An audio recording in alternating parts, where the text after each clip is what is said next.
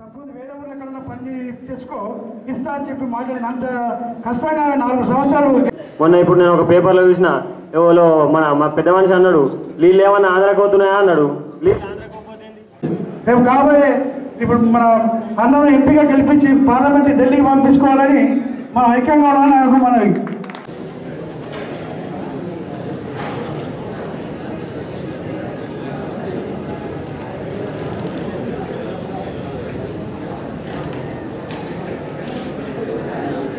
చాలా దురదృష్టకరం. ఎందుకంటే మనం ఎంత ఊర్లలో పనిచేసినా కూడా మొన్న జరిగినటువంటి శాసనసభ ఎన్నికలలో అన్నకు మనం పూర్తి స్థాయిలో ఓటు వేయించలేకపోయినామనే బాధ చాలా ఉన్నది.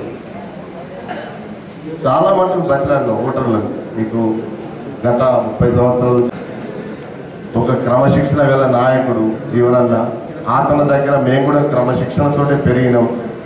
ఎలాంటి ల్యాండ్ మాఫియా కానీ కాంగ్రెస్లో ఉన్నటువంటి వాళ్ళకి ఎలాంటి దొంగల వర్క్ కానీ చెడాల వర్క్ కానీ లేనటువంటి క్రమశిక్షణ గలటువంటి నాయకుల దగ్గర మనం కూడా క్రమశిక్షణతో పెరిగినటువంటి కార్యకర్తలు. ఇంత మంచి నాయకుడిని మనం ఓట్లు వేయించలేకపోయినామనే బాధ అది ఎందుకు అసలు అర్థమైతలేదు. ఈ ఎలక్షన్లలో మన కష్టపడినంతగా కష్టపడినంతగా ఏ ఎలక్షన్లలో ఏ సర్పంచ్ ఎలక్షన్ కానీ దేనికి కష్టపడలేరు. అయినా వాడి కేసీఆర్ మాయమాటలు నమ్మి కొందరు పబ్లిక్ మోసపోయి వాళ్ళ రియలైజ్ అవుతారు త్వరలోనే. ఇప్పుడు రాబోయే ఎలక్షన్లో కూడా ఖచ్చితంగా మనం భయపడకుండా ఉండడానికి మన అన్నగారు ప్రతి విషయంలో వెన్నంటి ఉండి స్థానిక ఎలక్షన్లను గెలిపించడం కోసమని ఇంత తొందరనే తన బాధపడ్డా కానీ ఎవరి కార్యకర్తలకు దాన్ని బయటకు చెప్పుకోకుండా కార్యకర్తల కోసం మన స్థానిక నాయకుల కోసం అన్నగారు టైం ఇచ్చి ఇక్కడనే సమీక్ష సమావేశాలు నిర్వహిస్తూ నేనున్నా మీకు అండగా అంటూ మన కార్యకర్తలు అందరికీ ధైర్యం చెప్పడానికి పిలవగానే మండల స్థాయిలో ఇంతమంది ఎలక్షన్ కాకముందంటే ఎవరికైనా ఏదో ఆశించి మనం అధికారంలోకి వస్తాం కావచ్చని ఇక్కడ అటెండ్ అయ్యారు. కానీ ఎలక్షన్ అయిపోయి ఇప్పుడు అసలు మనం అధికారం లేము, ఫ్యూచర్ ఏంటిదో తెలియదు. అయినా కానీ సార్ ఒక్కసారి ఫోన్ చేయగానే ఇంతమంది పెద్ద ఎత్తున తరలి రావడం అనేది నిజంగా గొప్ప విషయం. ఓట్లు వచ్చినా ఇన్ని వేయించినాం అయినా కానీ అసలు మెజారిటీ లేదు, ప్రతి బూత్లో ఇంత మైనస్ వచ్చింది అనే ఆలోచనతోటే ఉన్నారు. మీరు బయటకు బాగా కనబడిస్తలేరు కాబట్టి అందరూ ఇది ధైర్యంగా ఉన్నారు. ఇక రాబోయే ఎలక్షన్లలో కూడా మేమంతా ఉండి చేస్తానికి రెడీ. మీరు కొంచెం ఆలోచించి నిర్ణయం తీసుకోండి. ఒక మేము 5-10 నిమిషాల్లోనే అంత గ్యాదర్ అయ్యి ప్రజలు కూడా ఓటర్లు కూడా మాకు అంత సహకరించారు. చూస్తే ఆ ఊపు అలాంటిది. కానీ మన పార్టీ మేనిఫెస్టోను మనం ప్రజల్లోకి తీసుకెళ్ళలేకపోయినాం.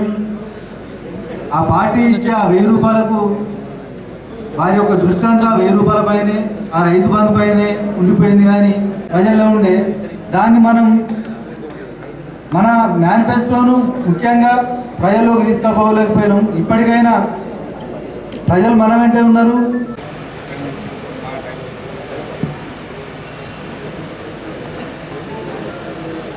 నేటి కాంగ్రెస్ పార్టీ తరంగపూర్ చేస్తున్న పెద్దలకు నమస్కారం తెలుపుతూ,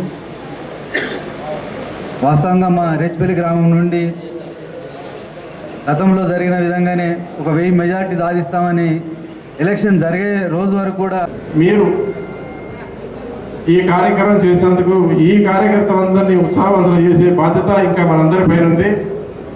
మరి మునుముందు కూడా మనందరం కూడా ఒక్కొక్క కార్యకర్తకు మనం 10 మంది చొప్పున చేసుకొని మనం ముందుకు పోయే అవసరం ఉంది. మరి ఈ కార్యక్రమానికి నాకు అవకాశం ఇచ్చిన మీ అందరికీ పేరు పేరు కృతజ్ఞతలు. మనం ఇంత కష్టపడి చేసినా కానీ ఒకటేంటంటే ప్రజల నాడి ఎక్కడ ఉంది, డబ్బు బలంతో దాన్ని వినియోగించుకొని మరి ఏదైతే పర్సెంట్ మనకి 80% ఉంది మన మూగోడుని నడిపించుకుంటా విలేజ్లలో ఇప్పటివరకు అన్నగారు భయంలో ప్రతి ఒక్కరు మన కార్యకర్తలు వాస్తవానికి ఎక్కడ ఫ్రాడింగ్ అనేటువంటి వ్యవస్థ లేదు. ఇప్పటికి అదే పడలేదు. ఎందుకంటే మనం సొంతంగా పనులు చేసుకున్న వాళ్ళే ఉన్నాం, రైతు బిడ్డలో ఉన్నాం. కాబట్టి ఇప్పుడు ఈ కుటుంబాలను చూసినట్టయితే ఎస్సీ కల్చర్ మొదలు పెడితే మనకు రెడ్డిల వరకు రైతు కుటుంబమే. మీరు ఒకసారి వ్యవసాయం చేసే కుటుంబాలు ఒకసారి ఆలోచించి సంస్థలు కానీ మరి ఏ ఎలక్షన్స్ ఉన్నా కానీ పెద్దలు జీవన్ రెడ్డి గారు ఏ విధమైనటువంటి పిలుపునిచ్చినా మరి వారికి మనము వెన్నంటి ఉండి మనకు వారు ఒక బంధువుగా మన ఇంట్లో ఒక వాడిగా మరి మనము ఏ విధంగా అయితే వారిని గట్టిగా నిలబెట్టాలో మరి మనమందరం కూడా మరి అన్నగారికి ఎప్పుడు కూడా ఎల్లప్పుడు కూడా ఒక ధైర్యాన్ని ఇచ్చే విధంగా మనమందరం కూడా ఉండాలి. మరి పులే బోర్లో ఉన్న పులే బయట ఉన్న పులే.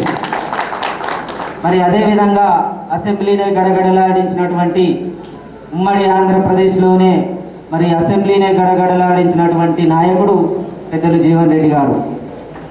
ఎంత పెద్ద నాయకుడైనా గెలుపు ఓటములు సహజం.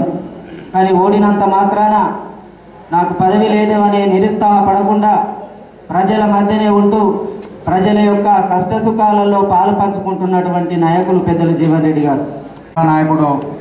ప్రజలు ఓడిపోయారు కానీ ప్రజానాయకుడు ఓడిపోలేదు. ఎందుకంటే ధనబలం ముంగట ప్రజాబలం ఏమీ పనిచేయలేదు కాబట్టి మనం నిరుత్సాహపడాల్సిన అవసరం లేదు. గత 1994లో కూడా ఇదే తీరుగా మనం ఓటమి చెందినాం. తర్వాత జరిగిన స్థానిక సంస్థలలో అన్ని నియోజకవర్గాలు అంటే అప్పుడు బుగారం రత్నాకర్రావు గారు, జీవన్ రెడ్డి గారు ఇక్కడ జగిత్యాలుగా ఉన్నప్పుడు ప్రతి మండలంలో జడ్పీటీసీలు కానీ ఎంపీపీలు కానీ తర్వాత స్థానికంగా సర్పంచులు కానీ సింగిల్ విండోలు కానీ అన్నింటినీ మనమే గెలుచుకొని రాష్ట్ర స్థాయిలో అప్పుడు ఉమ్మడి రాష్ట్రంలో ఒక గొప్ప పేరు తెచ్చుకున్నటువంటి 2 కాన్స్టిట్యున్సీ అంటే బుగారం జగిత్యాలని చెప్పక తప్పదు. కానీ అన్న నిజంగా మాకు మా ఇంకా ఉన్నంత మంది మాకు గుండెధైర్యం చాలా ఉంటుంది. మేము మీకోసం ఏదైనా చేయడానికి మేము రెడీగా ఉన్నాం. ఇవాళ ఎందుకంటే ప్రతి ఒక్క నాయకులు ఇవాళ ఒక నిజంగా చెప్పాలంటే చాలా విషయాలల్లో నిన్ను అన్ని ప్రశ్నించి చాలామంది చాలా విషయాలు మాట్లాడడం జరిగింది. ఇవాళ ఎందుకంటే ఇవాళ మా ఎమ్మెల్యే ఓడిపోవడం మాకు నిజంగా మాకు ఎప్పటికీ మా ఎమ్మెల్యేనే ఓడిపోయినా మాకు ఎమ్మెల్యేనే గెలిచినా మాకు ఎమ్మెల్యేనే కాబట్టి ఇవాళ మేము సార్ ఇంకా ఉండి అన్ని విషయాలల్లో మేము ముందుంటామని చెప్పేసి తెలియజేస్తున్నాను. పోలీసులు అప్పుడు రాజకీయ నాయకులే అప్పుడు పోవడం జరిగింది. దానికి అంటే అధికార పార్టీ ఉన్న వాళ్ళకే రాజకీయ నాయకులు వాళ్ళకు భయపడి వాళ్ళ ఎన్నో మోసాలు చేయడం జరిగింది. కాబట్టి ఇవాళ మనం అందరం కట్టుగా ఉండి వాళ్ళ సర్పంచ్ ఎలక్షన్లో కావచ్చు, వాళ్ళ ఎంపీటీసీ ఎలక్షన్లో కావచ్చు, ఇవాళ మనం ఒక కార్యకర్తను ఎన్నుకొని వాళ్ళు ఎన్నంటే ఉండి మనం ఇలా గెలిపించుకున్నట్టయితే మనం విజయం సాధించుకుంటాము. ఏ ప్రభుత్వం హామీలు ఇచ్చిందో ఆ హామీలు కూడా నెరవేర్చినట్టయితే రస్తా రోకలు ధర్నాలు నిలదీసే కార్యక్రమం మనం ముందున్నది కాబట్టి మనమందరము నిలబడి చేద్దామని మరి దానికి పెద్దల ఆశీస్సులు జీవనన్న గారు కానీ ఇక్కడ ఉన్నటువంటి నందన్న కానీ ఎల్లన్న గారు కానీ గిరినాభూషణం గారు కానీ మరి మండల ప్రెసిడెంట్ కానీ జడ్పీటీసీ గారు కానీ పెద్దలు అందరూ కలిసి కట్టుకుంటాలే. ఏ గ్రామంలో ఎవరి మీద టీఆర్ఎస్ కార్యకర్తలు కానీ అధికారులు కానీ సమస్యల మీద ఏదైనా కేసుల మీద కూడా ఏదైనా ఇబ్బందులు చేసినట్టయితే మండలాలు కాదు నియోజకవర్గ స్థాయిలో కూడా అందరం వెళ్ళి ఆ ఇళ్లను ముట్టడించే సందర్భం ఏర్పాటు చేయాలని కోరుతున్నాను.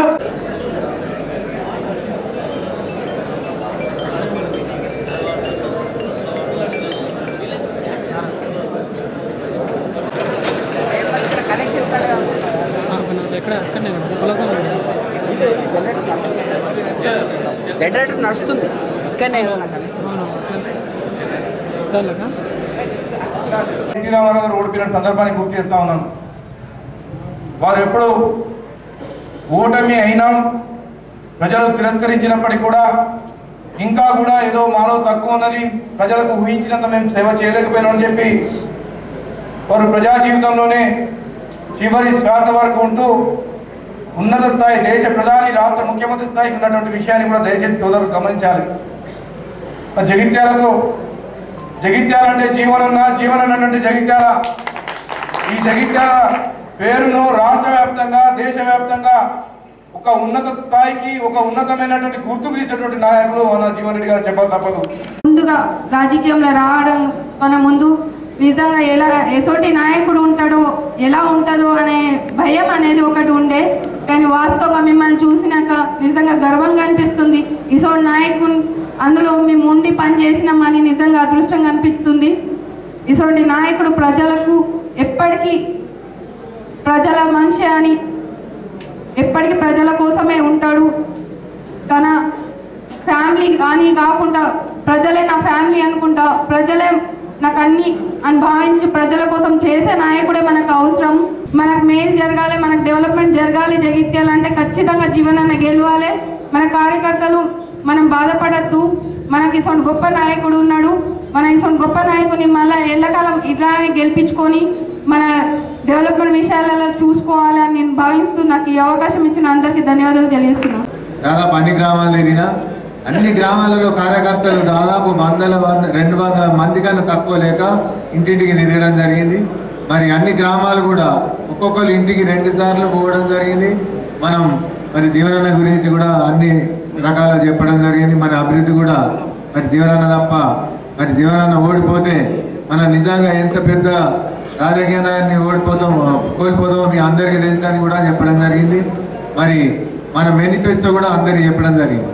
కాకపోతే వాళ్ళు చెప్పింది ఏంటంటే కాంగ్రెస్కి వెళ్తే మీకు ఈ పింఛన్లు రావు, ఈ రైతు బంధు రాదు అన్న విషయాన్ని వాళ్ళు ప్రజలకు తోలుకపోయింది.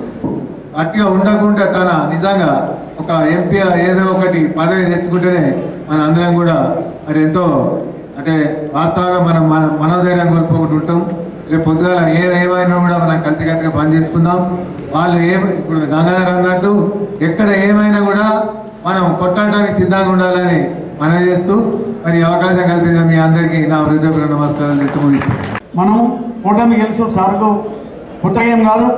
మనం అదే ఎప్పుడొద్దు 94లో ఓడిపోయిన తర్వాత మొత్తం ఎంపీటీసీలు సర్పంచులు అన్నీ మనం గెలిచినాం. ఇప్పుడు కూడా ప్రజలు ఇప్పుడు ఆలోచిస్తున్నారు. తప్పకుండా మీరు ఎవరు చూసిస్తే వాళ్ళు గెలుస్తారు. వాళ్ళందరినీ మనం ఏకతాటి తీసుకొచ్చి వాళ్ళు అధికార బలంతో వాళ్ళు కుమ్మనాటలో ఉంటారు. మనం ఓడిపోయినాం కాబట్టి ఇప్పుడు మనం అందరం ఐక్యంగా ఉండి ప్రతి ఎంపీటీసీ ప్రతి సర్పంచ్ మనం గెలిచి మళ్ళీ జగిత్యాల ఒక ఎమ్మెల్యే లేదు కానీ మిగతా పదవులన్నీ మనకే ఉన్నాయని అనిపించే విధంగా మనం అందరం కార్యకర్తలు ఐక్యమత్యంగా ఉండి పోరాటం చేసి మనం జీవన గండగా ఉండాలి. ఎలక్షన్ లోపల ఇప్పుడు ఏ పద్ధతిలో అయితే శాసనసభ్యుల ఓటర్లో కొన్నారో అట్లాగే మన కార్యకర్తలను కొనడానికి అమ్ముడుపోని కార్యకర్తలను పోలీసుతో భయప్రాంతం చేసే అవకాశాలు ఉన్నాయి. కాబట్టి దయచేసి మీరు నియోజకవర్గ కార్యకర్తలను స్థానిక సంస్థల్లో ఎవరైతే పోటీ చేసే కార్యకర్తలను వాళ్ళందరికీ గుండె ధైర్యం ఇవ్వాలని కోరుకుంటూ నాకు ఈ అవకాశం ఇచ్చిన ఈ సభాముఖంగా విన్నవించుకుంటున్నాను. Thank you sir.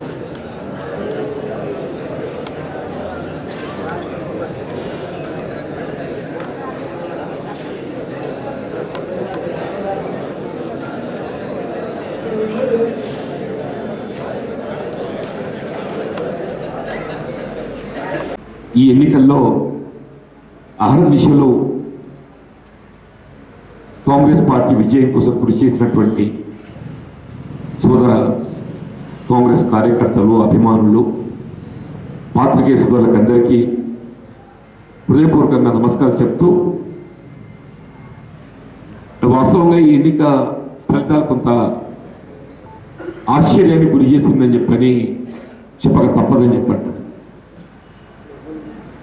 ప్రధానంగా ఈ ఎన్నికే కానీ పార్టీ విధానాల పట్ల మన ప్రజలను ఓటు అడగడం జరుగుతుంది. వృద్ధాప్య పెన్షన్ మనం ఏ 55 సంవత్సరాలకు వృద్ధాప్య పెన్షన్ కల్పించాలని భావించడమో దాన్ని 57 సంవత్సరాలు కుదించే విధంగాని, నిరుద్యోగ భృతి మనం ఏ 3000 కల్పిస్తామని భావిస్తే దానివల్ల 3016 అనే కానీ,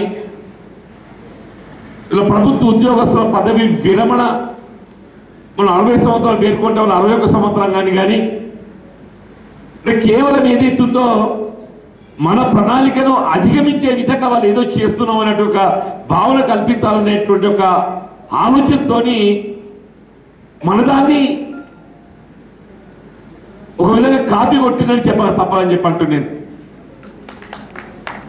కానీ ఆశ్చర్యం ఏంటంటే ఇవాళ మన ముందస్తుగా ప్రణాళిక ప్రజానికని చేరవేసినప్పటికీ కూడా మన ఓటర్ ఇవాళ మన ప్రణాళికను వాళ్ళు పరిగణలో తీసుకోలేదా, లేక వాళ్ళు గత ప్రభుత్వం అమలు చేస్తున్న కార్యక్రమాన్ని పరిగణలో తీసుకోవడమా, అన్నిటికన్నా ముఖ్యం ఏదైతుందో వీళ్ళ ఓటర్ను ప్రభావితం చేసే విధంగా అధికారికంగా అనధికారికంగా డబ్బు పంపిణీ చేయడమే. నేను 30 సంవత్సరాల ప్రజా జీవితంలో 10 ఎన్నికలు చూశాను. దీంతో గతంలో మున్నెన్నడూ కూడా ఇంత పెద్ద ఎత్తున ఓటును ప్రభావితం చేసే విధంగా డబ్బు పంపిణీ కార్యక్రమం అనేది జరగలేదు చెప్పండి. అది దైవదీనం.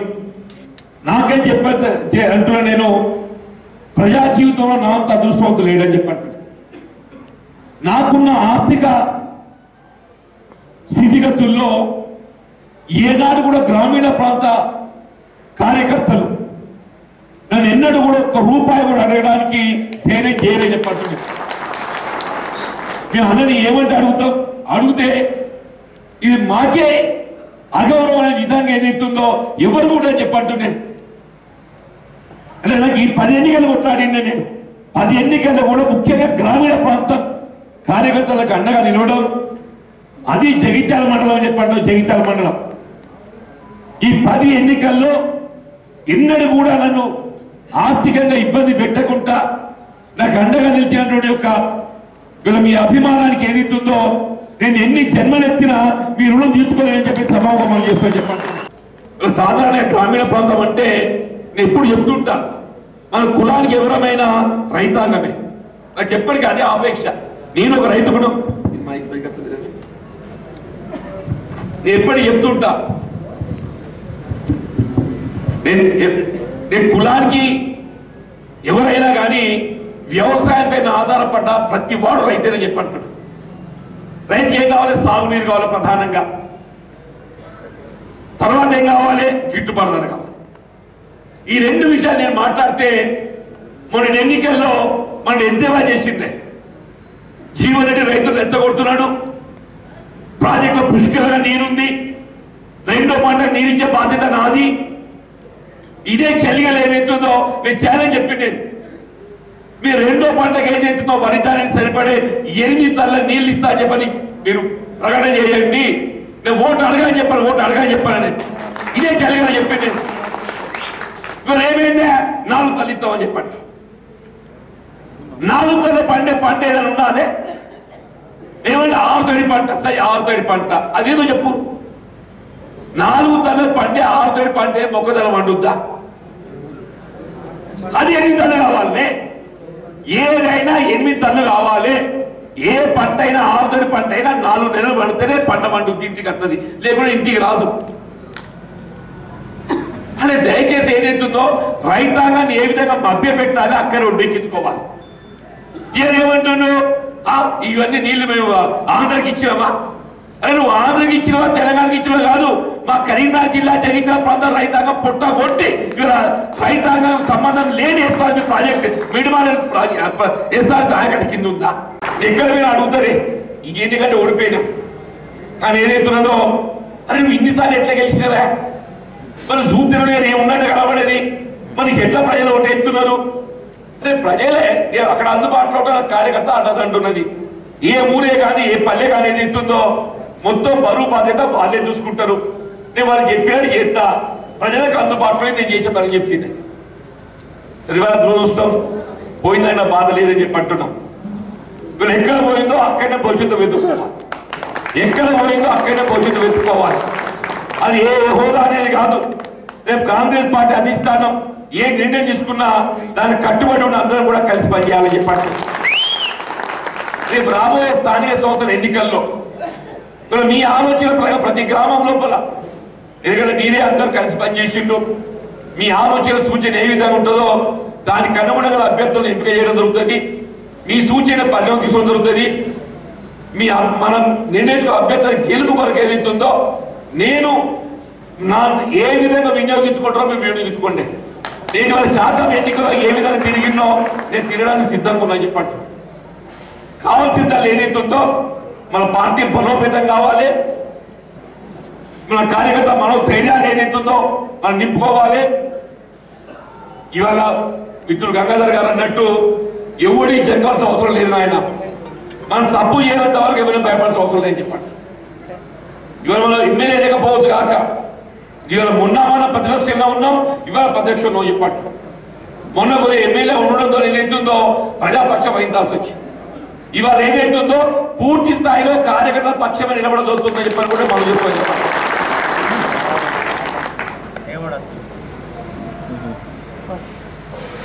రేపు పార్లమెంట్ అభ్యర్థి ఎవరనేది ప్రధానం కాదు.